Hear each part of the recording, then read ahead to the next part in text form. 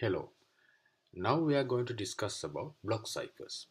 So until our last lecture, we have discussed about how the cryptography evolved over the time, over the centuries, and then how the cryptography is used in some like the World War times, and then the improvements of cryptography with the stream ciphers.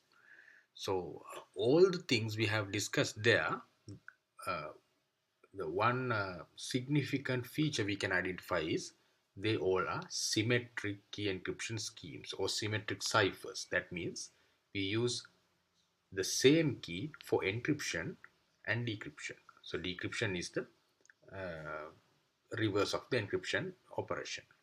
So now we are going to discuss another symmetric key encryption scheme, which is block ciphers. So the main nowadays in cryptography, uh, we have two parts of cryptography. One is symmetric key encryption or symmetric ciphers, and the other one is asymmetric ciphers, or we call them public key encryption schemes. So up until now, we have discussed about symmetric key encryption schemes. That means we use the same key for encryption as well as decryption.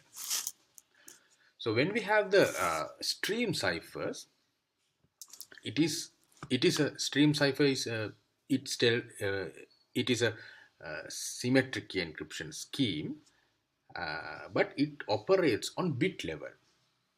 So XORing is the operation we use for encryption. We generate a key stream, and then we do the XOR operation in a bitwise manner.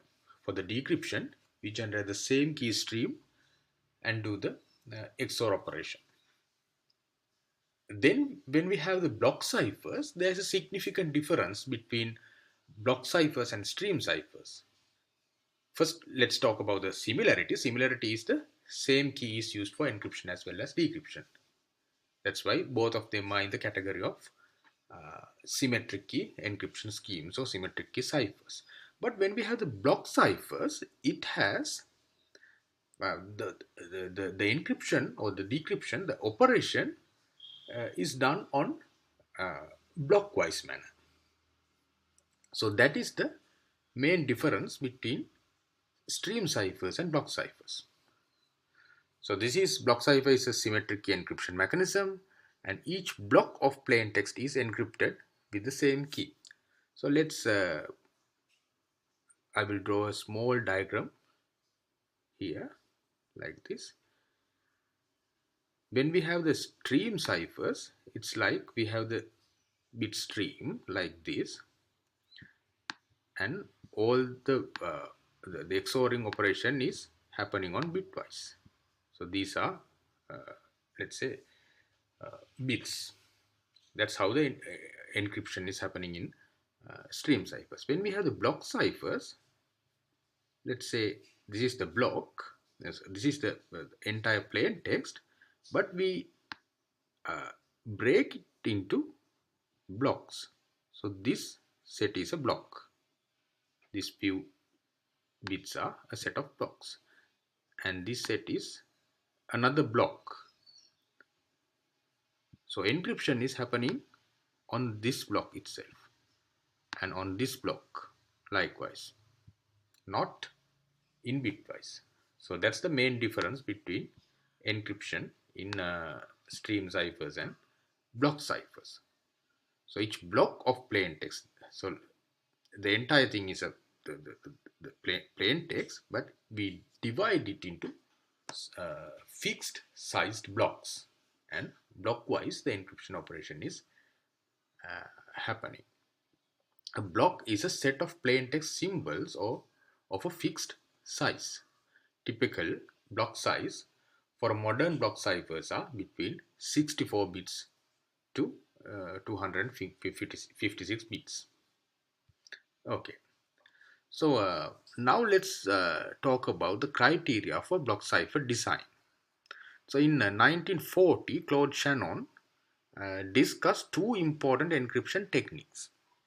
One is confusion, the other one is diffusion.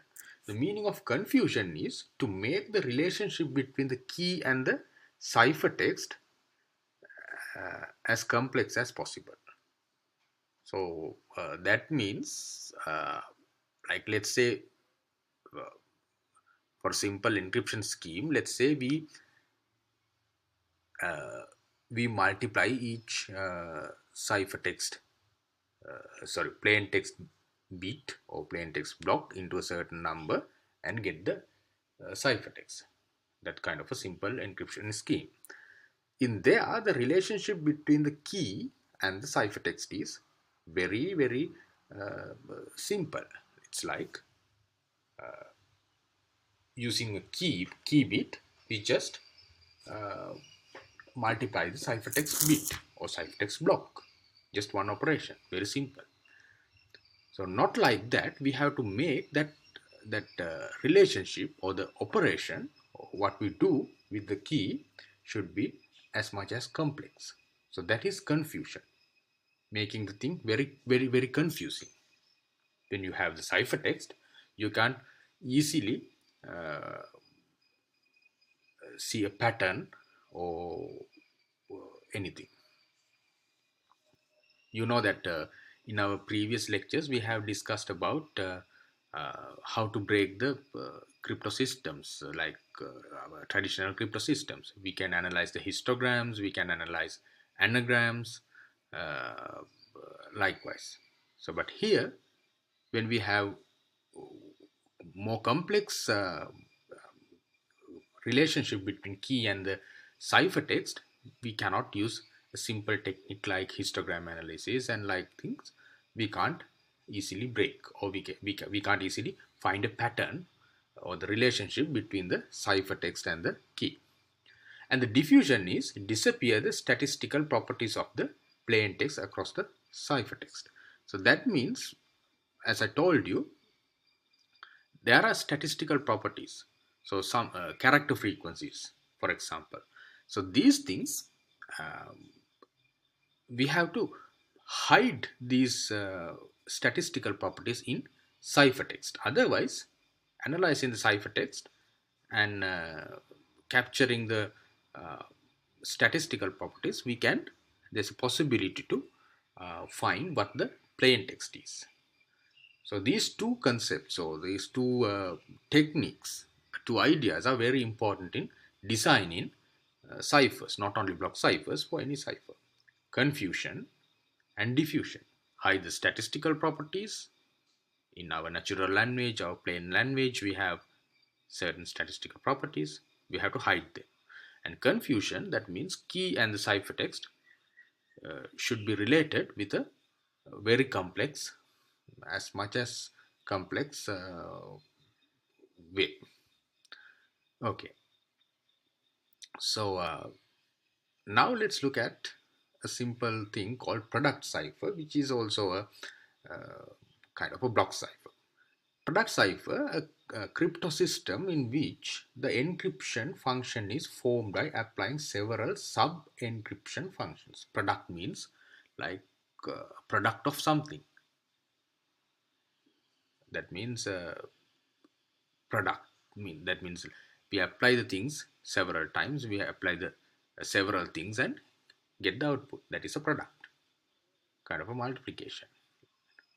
So most block ciphers are composition of a simple functions. We name them by fi. For I equals 1 to r, that means there are r functions, f1, f2, f3, likewise to fr, where each fi has a different key, ki.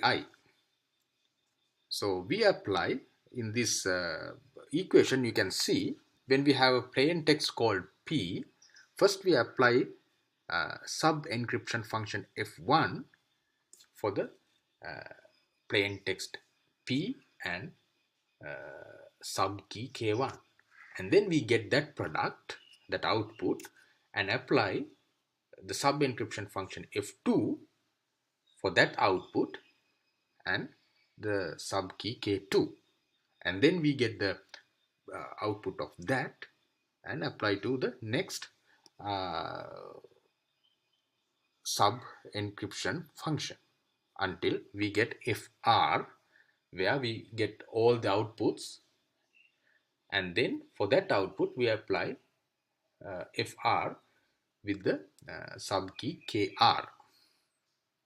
So R number of sub encryption functions and R number of sub keys, different sub keys. So that's a product cipher. So this is all the modern block ciphers we use are kind of a product cipher. We do this kind of thing. Okay, let's look at further. We talked about product cipher, and now let's talk about iterated ciphers. So iterated ciphers means most modern uh, ciphers are in a special class of product ciphers known as iterated ciphers. So product cipher is also uh, iterated cipher. Iterated ciphers are a special class of product ciphers like that. So the encryption process is divided into R small similar rounds. So that means we have several rounds when we have to encrypt a block of plain text. We just not do the encryption, like we do the encryption using R number of rounds. We do something and get the output, and to that output we apply something else and get that output. Likewise, we do the R number of similar rounds. The sub encryption functions are all the same function called round function. Okay, it is a same function called round function. Each key ki is derived from the overall master key k. The keys ki are called round keys or sub keys and derived from k using a process called key schedule. Okay, I think you can understand what I mean here. So it's similar to that product cipher. So product cipher is the let's say that's broad class of ciphers, and iterated ciphers are special class of product ciphers. In that, iterated ciphers are a subset of product ciphers. So here you can see round functions are the same function, the same function which is going to be applied over and over. So let's look at the equation we have in the product cipher slide. So that means F1 to Fr, the operations are the same operations. But the difference is K1, K2, likewise, keys are different. Sub keys are different. But here we have the definition how to derive this K1 to KR. It's like we have a master key K. Using that, we derive R number of keys using some mathematical operation, some function that is called key scheduling. So anyway, we have master key. From the master key, we derive Ki to Kr. They are the sub keys, and then we have round functions or the sub encryption functions. That's the same function. The difference is the key and the output value we get from each operation of the sub encryption function. Okay, so iterated ciphers are special class or subset of product ciphers. So encryption in iterated ciphers, we can this kind of equation or this picture, you can see how it happens. Given a plain text block P, a round function G and round keys K1, K2 to KR, the ciphertext block C is derived through R rounds as follows. First, we have the P. P is the plain text block. We get the plain text block, and from the master key, first we derive K1, that is the round key for the first sub encryption function. We derive that K1, and we apply the function G for this W0 means the plain text, and the round key K1, and we get the output W1.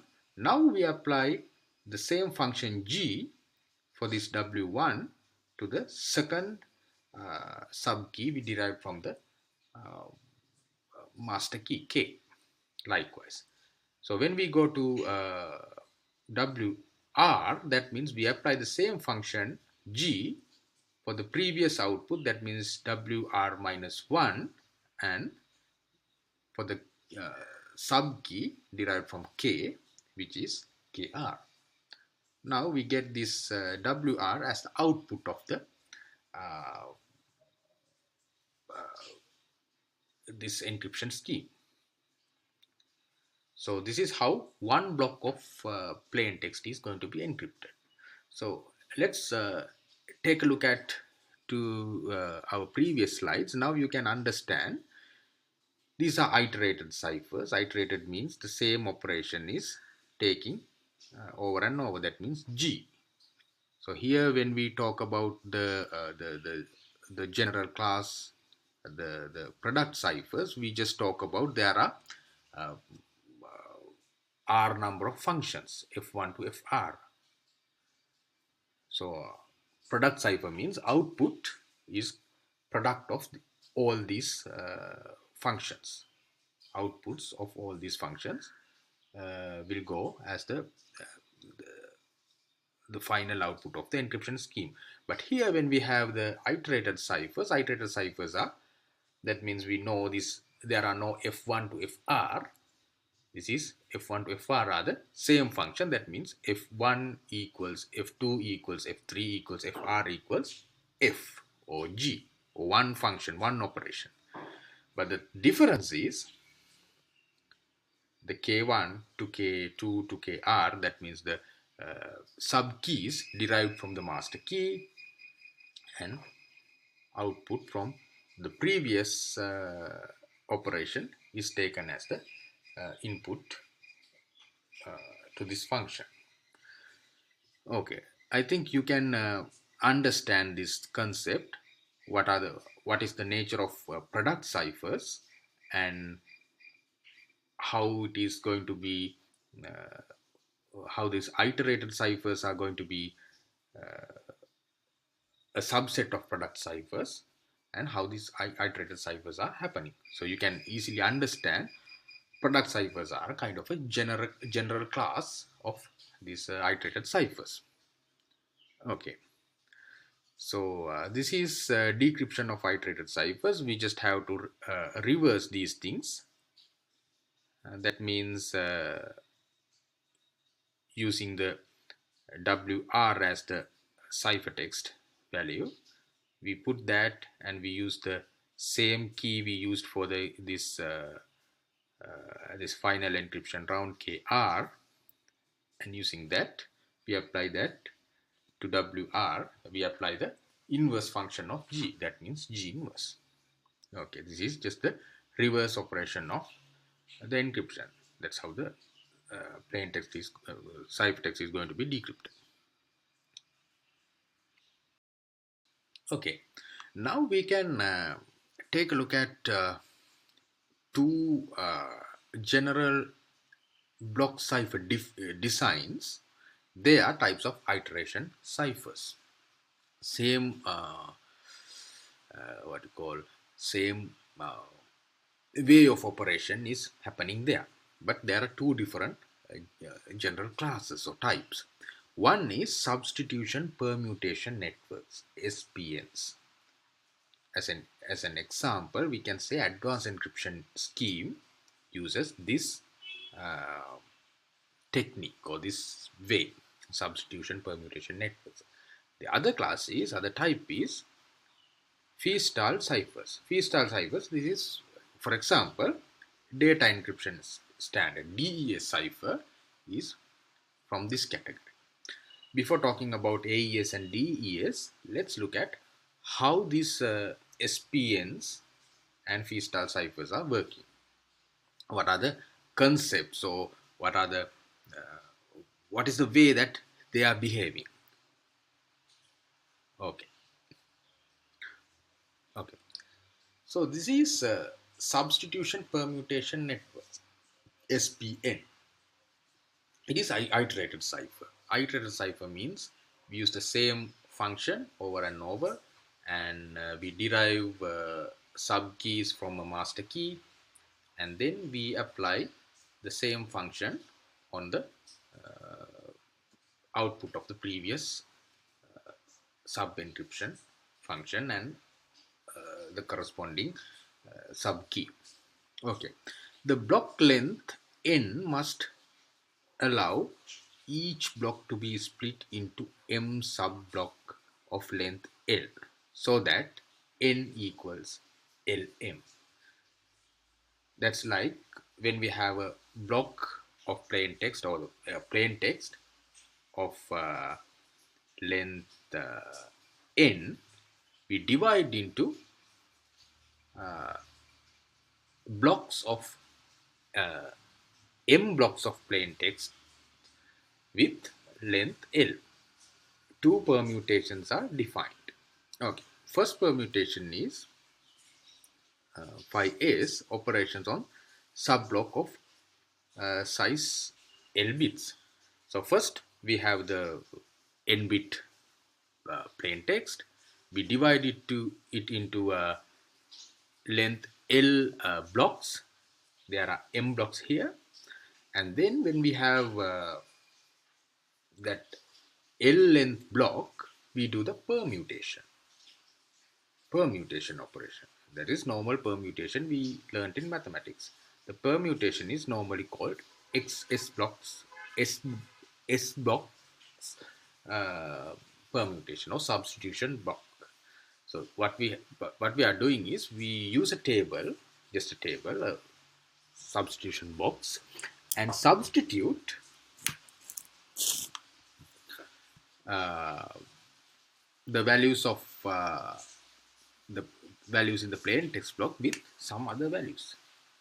It's just like using a secret code. Let's say, for example, I would say like this. We have a substitution box, S box, which defines A should be substituted by C, B should be substituted by L, C should be substituted by K. Likewise, this is a table or S block, S box, substitution box. We have this kind of table. This is called S box. Using that, when we have the plain text block, when we have B letter in plain text, we substitute that by L. When we have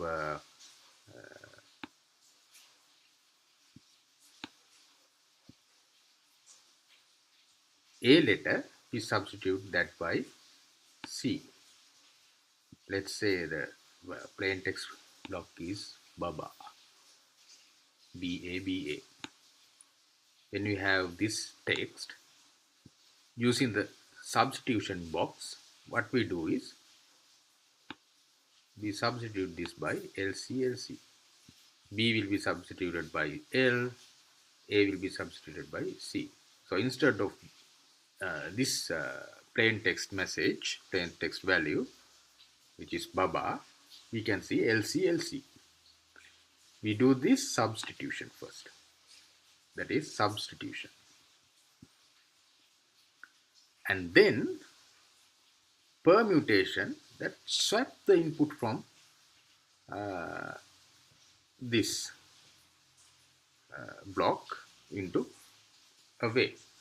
We do the permutation. First we do the substitution like this according to the substitution table or S box we have. We do that, and then when we get this value, and then we do the permutation. That means we just mix up the positions. So let's say like we take this third letter to first position, and second letter to first letter to the second position, then that is L, and second letter to third position, which makes here C, and fourth letter to the fourth position. So we do the permutation now. So the output of that is LLCC. So this is the output of substitution and permutation.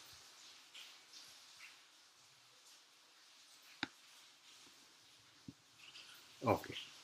Substitution permutation network is an iterated cipher which does the substitution first according to the substitution table or the S box, and then we do the permutation. Permutation means we mixing up the positions of the letters. Swap the inputs from 1 to R. This is similar to transposition cipher. Okay, we do this thing for one block. This is the first block. For the another block, we do the same thing. Likewise, let's say we have four blocks. Then we get substitution and permutation for the first block, second block, third block, and fourth block. Then we have we complete the operation of the first round for the cipher, and then we do the same thing to the output of the first round. We do the same thing. That means first we use the substitution table and replace the values, and then we do the what you call permutation operation, and iteratively we do that the same thing for the next round. Likewise, according to the definition or according to the design of the ciphertext, we do number of rounds. Okay, so this is how the SPNs are working. Substitution permutation networks. So steps in SPN round function is the round key Ki is XORed with the current state block Wi. That means output of the the previous round. For the first round, that is the plain text. Wi is the plain text. And first we do the XOR operation with the round key, and then we do the substitution block. We do the substitution. We do the S box substitution like this, and then whole block is permuted. So here in our previous slide, we just discussed about how the substitution happens and how the permutation happens. But in our real ciphers, we have the round key in this picture. That means we use the round key, that is round key derived from the master key K, and do the XOR operation with the plain text block or the Wi or the current state block, and then we do the substitution and permutation. So don't get confused with this state block thing. That is similar to what we discussed here. So W0 means the state block of the first round, that means the plain text itself, and W1 is the state block for the second round, that means the output of the first round, that means W0, and likewise. So I think you can understand it easily now.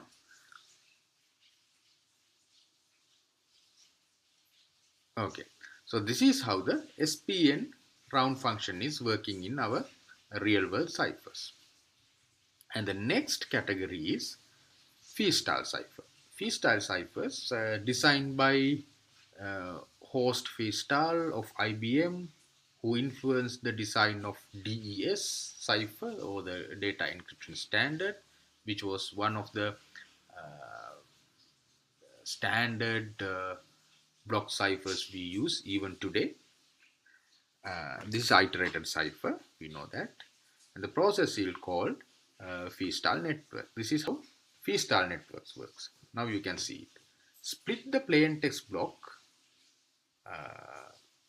P into two halves, left half, and the right half. So W0 means that is the zeroth state block, or the plain text block. First we divide it into two halves, left and right, and for each of the round of the R round, perform the following. Li equals Ri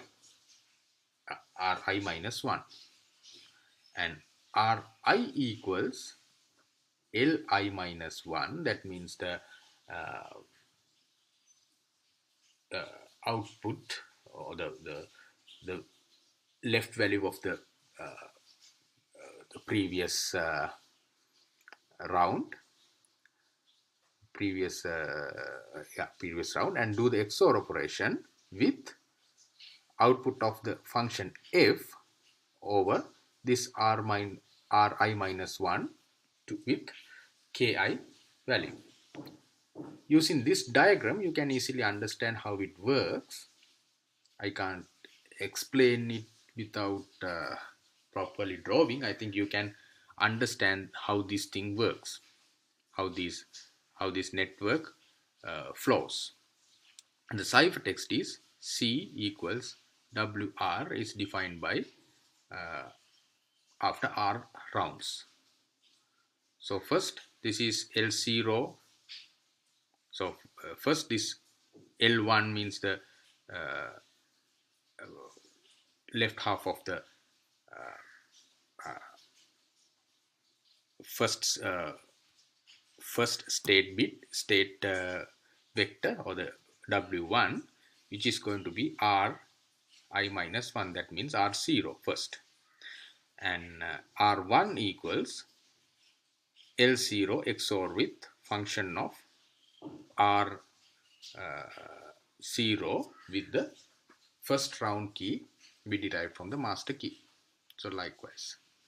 So this is how the fee-style encryption happens. This is how fee-style decryption happens. This is just the reverse of this operation. When you look at this slide carefully, you can understand how it works. Okay, now we know that what are the product ciphers and iterated ciphers, and then iterated ciphers, that's a broad class again, and we can identify two iterated ciphers, which are SPN networks, and the other one is fee-style cipher. They are all iterated ciphers, belongs to the class of iterated ciphers, and then belong to the super class, that means product ciphers. Okay. So now now we have discussed about the conceptual things, how these things are working, and now let's look at how these things are used in the real world. What are the real world advances, or what are the real world products of these concepts? So data encryption standard, DES. So this is designed by researchers of IBM and submitted to the NBS, that means National Bureau of Standards in the US, in a call for publicly available cipher. So approved in 1977 as the US standard for encryption, and the encryption decryption algorithms are public. Algorithm is public, that means the how it works, that is public. And the security of the DES algorithm resides in the difficulty of decryption without the knowledge of the key. That is the Kirchhoff principle we discussed in our previous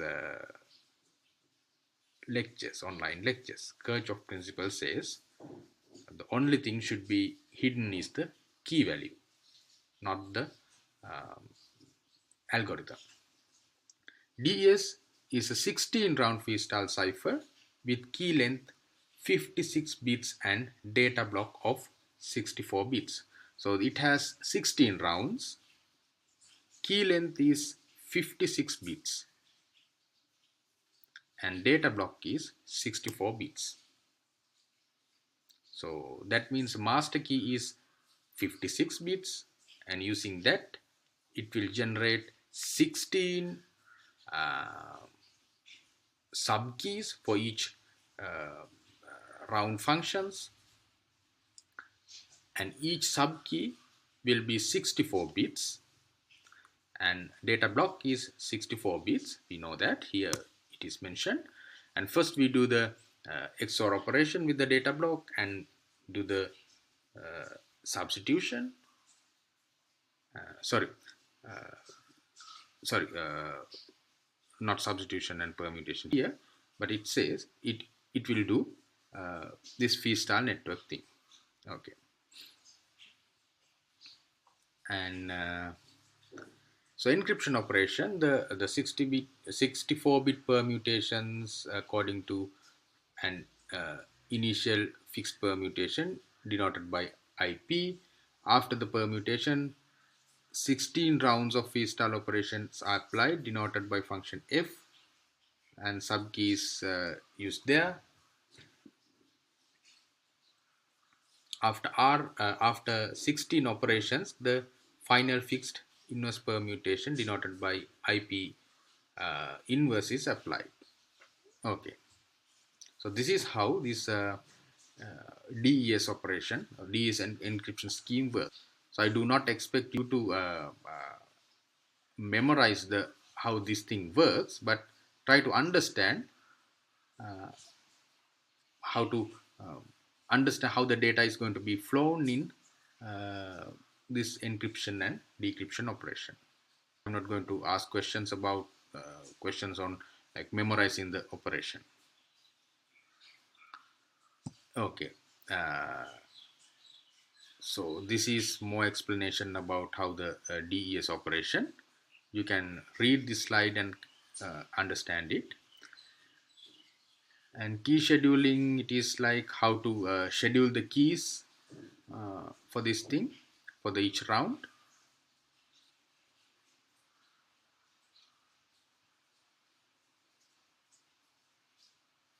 And next, let's discuss about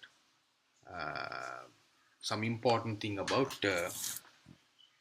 why this DES is discouraged at the moment. The thing is, brute force attack on block cipher consists of testing all possible keys in order to find the real key. Brute force or exhaustive key search is the natural attack we can do for any encryption scheme. So it is said that it is very difficult to find the do the brute force attack for DES algorithm those days in 1977. In case of DES, there are 2 to the power 56 keys to test, so that on average it would take 2 to the power 55 trial samples to find the right key. Right from its first publication, short size of DES keys was criticized. That means naturally when the size is going to be smaller, then number of trials we have to do is going to be less. So it is vulnerable for that. So theoretical attack in 1993 Wiener proposed the construction of special DES hardware. That means that hardware is specially used to do the brute force or the search or exhaustive key search for against this DES thing. And machine cost is 100,000 US dollars. With that cost, within 35 hours, they could break the 56 bit uh, 56-bit key size DES encryption scheme, and eventually with higher price they could make it, they could break the DES algorithm, DES encryption scheme in very less time, 21 minutes. So then using DES was problematic. Then people try to find alternatives to make uh, it stronger or make it secure. So, so these are some information about real world attacks. In 2007, parallel FPGA based machine cost 10,000 US dollars. Less than 1 week, it could find the DES key. So this is the real thing. But here in 1993, they proposed construction or the some kind of a theoretical analysis of breaking this thing. But in 1997, 1998, 1999, and 2007, they could actually build the computers or the machines to break this. Okay, so then it becomes that D is going to be vulnerable. Now we have to find another ways. Then cryptographers try to find alternative solutions. So encryption encrypts the same plain text block multiple times, become the most like kind of a natural alternative for protecting DES. So it is called multiple DES. That means we do the encryption for one time and get the ciphertext and do the encryption for that thing again. Likewise, use different keys for each multiple encryption can overcome brute force attack on DES. So using different keys, they do encryption multiple times. Do the encryption using one key and get the ciphertext, and do the encryption for that ciphertext using another key. Likewise, we consider double encryption and triple encryption. The triple encryption with DES or the 3DES is standard and widely used even now. Even though DES is discouraged, 3DES or the 3DES or the triple DES is widely used even now. So why this double encryption is problematic? The problematic, that means let K1 and K2 denote two keys of the block cipher. Then double encryption is defined by, first we do the encryption of the plain text using K1 and then get that ciphertext, and using K2 we do the encryption again. If the key length is simple K, then an exhaustive key attack would require 2 to the power 2k minus 1 trials on average. In fact, there is a time memory trade-off which reduces this using a meet in the middle method. So even though this requires this much of trials, 2 to the power 2k minus 1, by introducing this kind of encryption mechanism, that the double encryption, it makes another way, another let's say another loophole to do the attack. That is called meet in the middle method. So let's look at how meet in the middle works. Meet in the middle attack on double encryption, it works like Suppose we have a single plain text ciphertext pair, that means P and C, satisfying the equation 1. Equation 1 means the equation we mentioned in this previous slide, C equals E bracket E P, like this thing. And then for each key, store C prime encryption of P K in memory. So we know plain text value P. Now we can do the encryption of this plain text for all the keys, all the possible keys, 2 to the power 56 keys. And then we store that information in the memory. We do the encryption for one key and store the value, and now we have this set of data, and check whether D, that means decryption of this C with K prime equals C prime for any key K prime. Now we can check when we have this this ciphertext C, we try with any of the keys whether this C will give C prime value when we decrypt it with any K prime key. Once we have that, that means we found the solution for the to break the double encryption. That means K from the step 1 is going to be K1. K1 is the key used for the first encryption, and K prime from the step 2 is the K2. So we can identify how this thing works and check whether key value in step 3 works for other plain text ciphertext pairs. So by introducing this double encryption method, it opens up a way to do the attack with some information. Just with one plain text ciphertext pair, attacker can try it. So this is the meet in the middle attack. Require storage of one plain text block for every key. So it requires a bigger storage, but possible to do the attack. So now the cryptographers identified double encryption is not a way to do the protect the DES.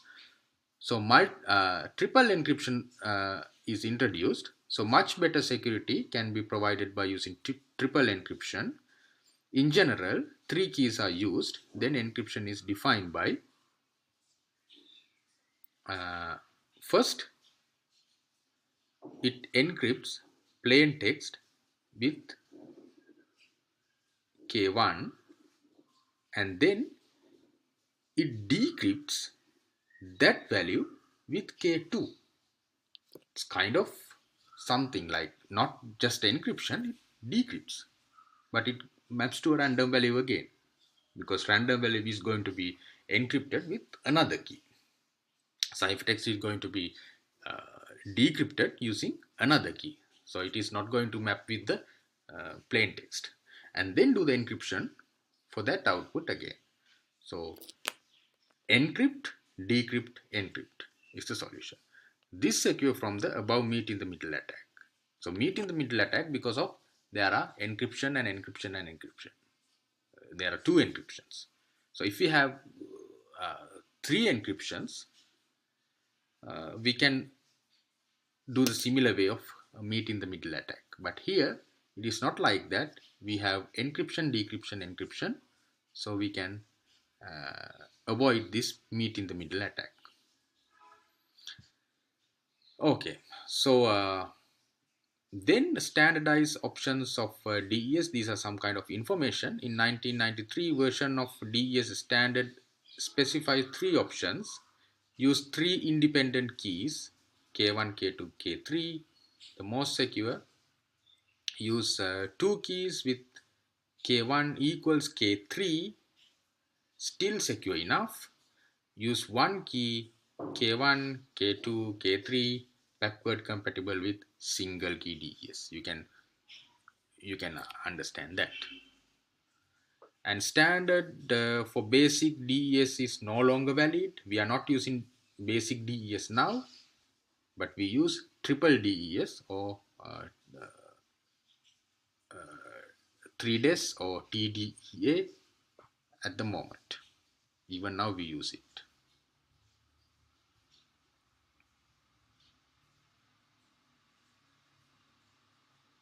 And then the next alternative or the next advance of encryption schemes or the symmetric key encryption is the AES, advanced encryption schemes. It came after the 3DES. So DES was the first thing, and then then brute force attack came into the picture, and they could make hardware to do that, and then double encryption uh, introduced, but meet in the middle attack came into the picture, and then 3DES is proposed, but still cryptographers they are not satisfied. They said, okay, we need to find a fresh solution for that. 3DES is just kind of a ad hoc method. So due to that controversy uh, over the DES design, AES was designed. Uh, it was a, there was an open competition. Ask the people or the cryptographers to participate to the competition and develop a better better solution. The process took several years with much public debate. From over 15 original submissions, 5 finalists were all widely believed secure, and among those 5 things, uh, this the cipher designed by Vincent Richmond, uh, sorry, yeah, Richmond and John Demon. That is called. They named the algorithm Rigendal algorithm. Uh, it They won the competition. So they were two Belgian cryptographers, Vincent Richmond and John Demon. As I remember, both of them are professors of cryptography in Belgium. And then they won the competition, and then uh, it become that Rigendal algorithm become the AES or the Advanced Encryption Standard. And now you can see the US Cipher standards are like this. First, since 1977, DES was a standard, and then from October 1999, 3DES was a standard, and from November 2001 up to now, AES is the standard. Even now, there was no most like a feasible way to break the AES algorithm, but there are several ways to break the AES algorithm with aid of side channel attacks. Side channel attacks means I would like to discuss about give at least like tell you something about side channel attacks, because I also did some research about side channel attacks, and it is the way of breaking the crypto systems once they are implemented. So mostly uh, the attacks like meet in the middle attack, uh, likewise those things we can identify, we can see the way of doing the attack theoretically. Without implementing, we can find the way of doing the attack.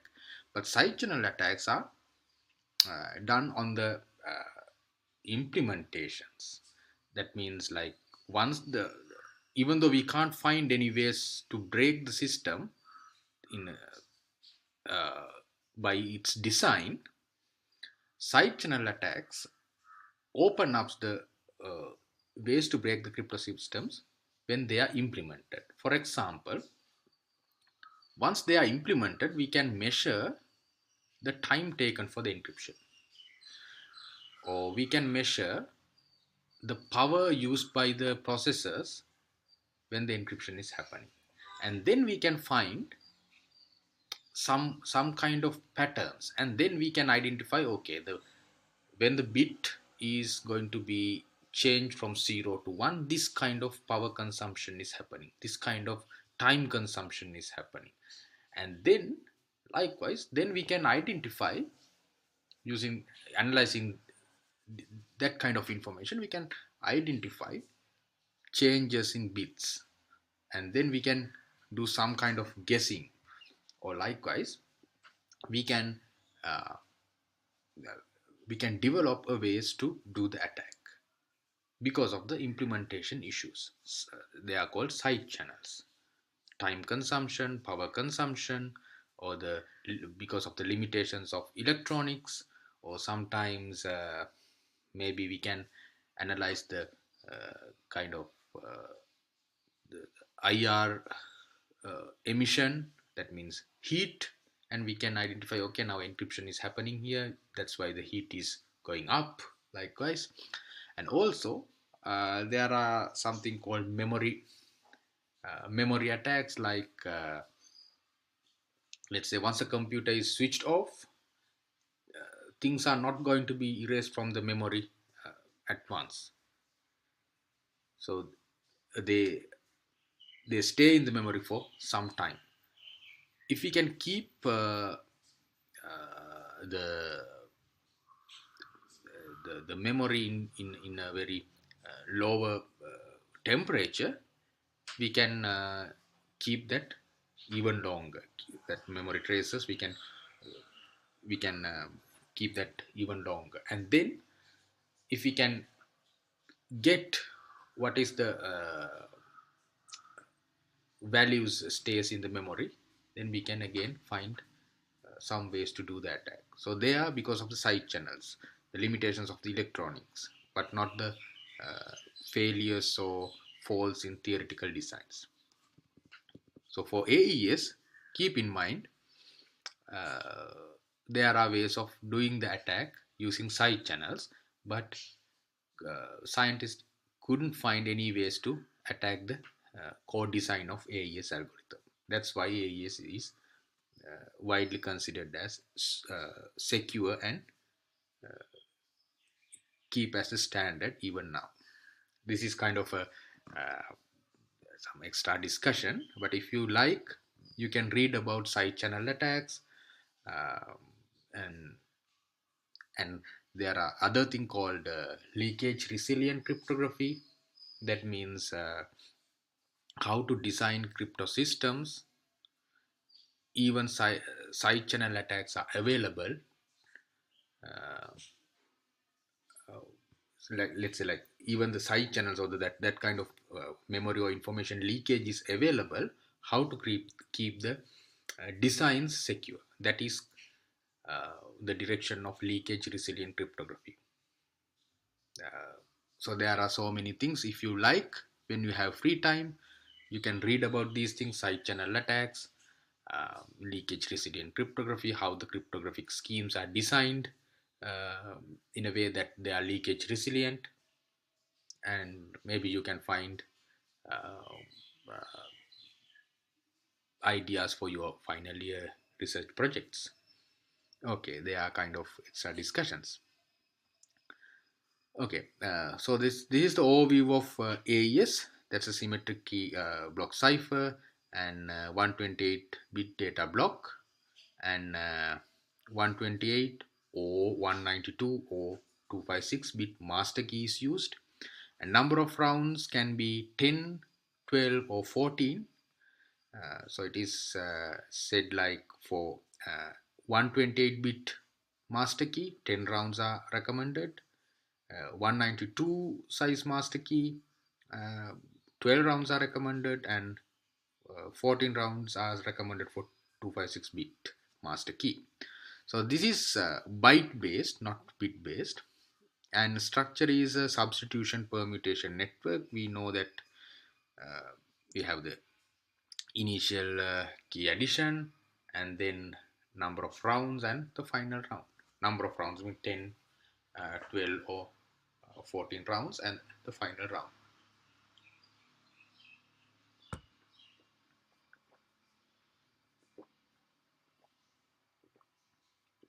And these are some information about how the data block is organized.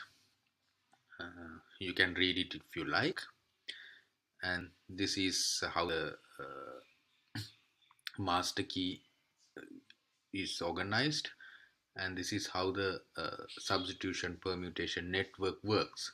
So first do the byte substitution, and then shifting rows, mixing columns, and add the round key. Round key means the uh, sub key, which is derived from the master key. You can read this thing and you can understand. And this is about key scheduling, and this is AES DES comparison. So data block size is in DES 64 bits. When AES it is the minimum is 128 bits.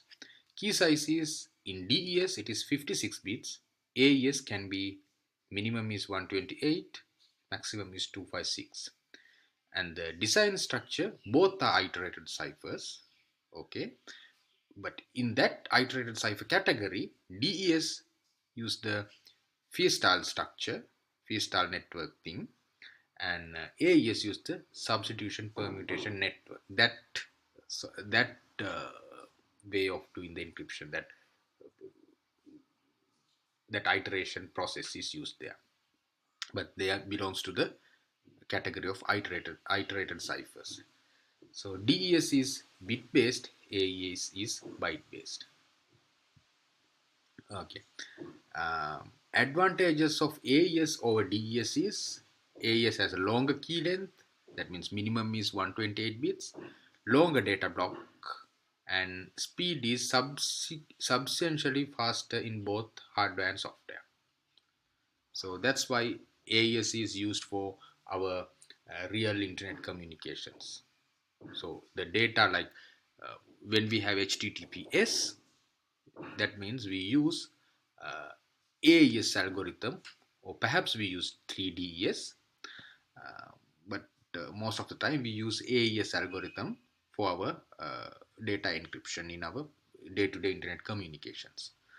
So what you have to really understand is these conceptual things, and if you have time, read about other backgrounds. And I don't want you to memorize these things, but you better spend some time and try to understand how these things are working. Cryptography is not very difficult subject, but you have to spend a significant time to make it digested in your head. Okay, thank you very much.